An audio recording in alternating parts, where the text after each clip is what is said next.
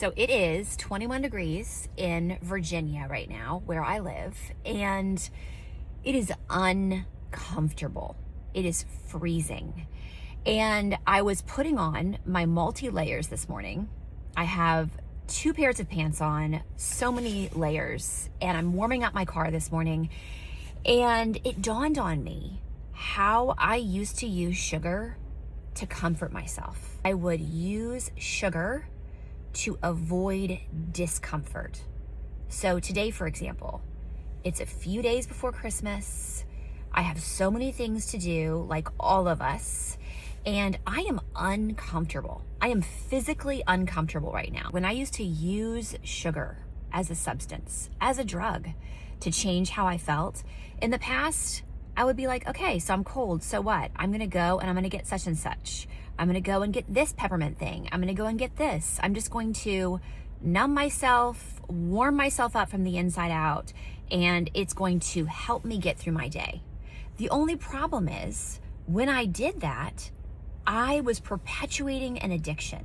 So I would go and I would get that warm thing, that sweet thing. It would take away my physical discomfort. It would make me feel better momentarily. And then before I knew it, because I am sensitive to the substance of sugar, I had to have it around the clock. I was eating it out of control. I was binging on it. I could not get enough of it. That is what addiction is. It's progressive.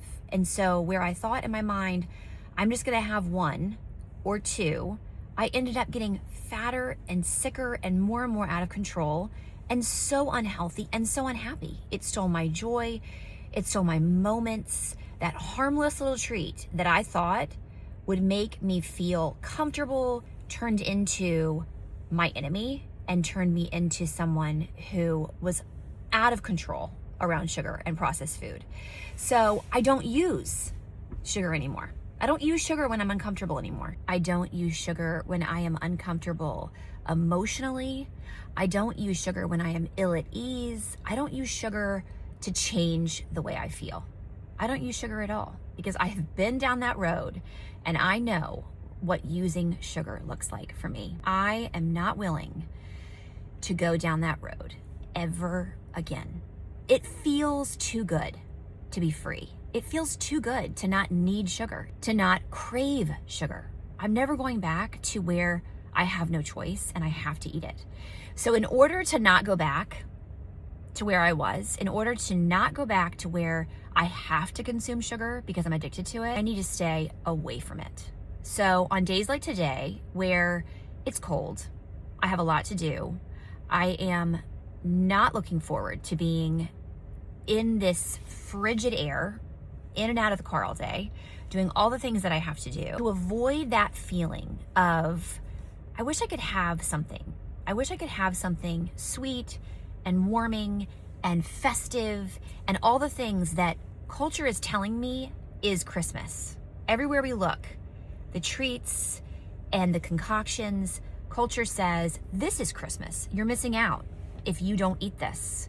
Well, I'm here to tell you, you're not missing out. My motto is JOMO.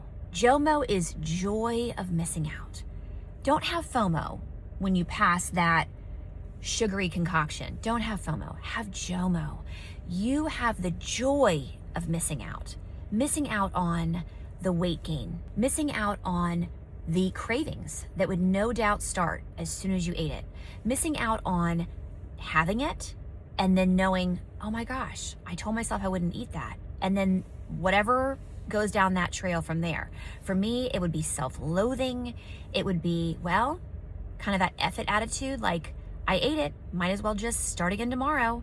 And then tomorrow never comes. And so it is this cyclical thing. It is just back on that track. You don't want to have that. You want to miss out on that.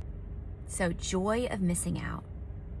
It is the season of joy. It is the season of missing out on the addiction cycle, the weight gain, the inability to trust yourself and to do what you say you're gonna do.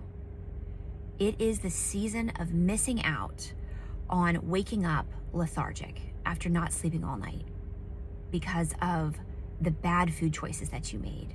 missing out on sneaking sugary food that you know you shouldn't be eating and eating it in secret so that your kids don't see what you're eating and want it because you know it's bad for their bodies too. It's the joy of missing out on not being able to be present. So as I was sitting here thinking about comfort and contemplating it and really praying about it and thinking, thank you, God, that my comfort doesn't come from a package. My comfort doesn't come from a sugary concoction. All that did was promise comfort and deliver hell every single time. And I was thinking about that and the Christmas song that goes, "Oh, tidings of comfort and joy, oh, tidings of comfort and joy," came to my mind. And I was like, wow. And I looked up the lyrics, and it is so beautiful that Christ coming to earth brings joy, brings peace, and it brings comfort. He brings comfort to earth, comfort for you, comfort for me. We do not need to seek comfort from a treat, from a substance, from something that will steal our joy and our peace and our health. We can find comfort in the reason for the season. I pray that today you feel joy, you feel peace, and most of all, you feel comfort. That Christ came. That Christ came as a babe laying in a manger, and what that means for us, the hope that we have in that. He brings us comfort, and it is a comfort that is supernatural. It is life-giving. It is health-giving. It is soul-saving. It is transforming. It is powerful. It is deep. It is a comfort that will warm us and keep us on these cold winter days that no sugar, no treat could ever come close to. So I wish you such a comfort-filled week. And if you are still addicted to sugar, if you are still seeking your comfort from whatever is in that package, you can stop trying to find something in that package that will never satisfy you. You can stop looking for comfort, looking for relief in a package. There is nothing in that package that will satisfy you. No amount will ever make you think, I'm satisfied, I've had enough. That's not how addiction works. I'm here to tell you, you can take your life back and you can live in freedom and you can have comfort and peace.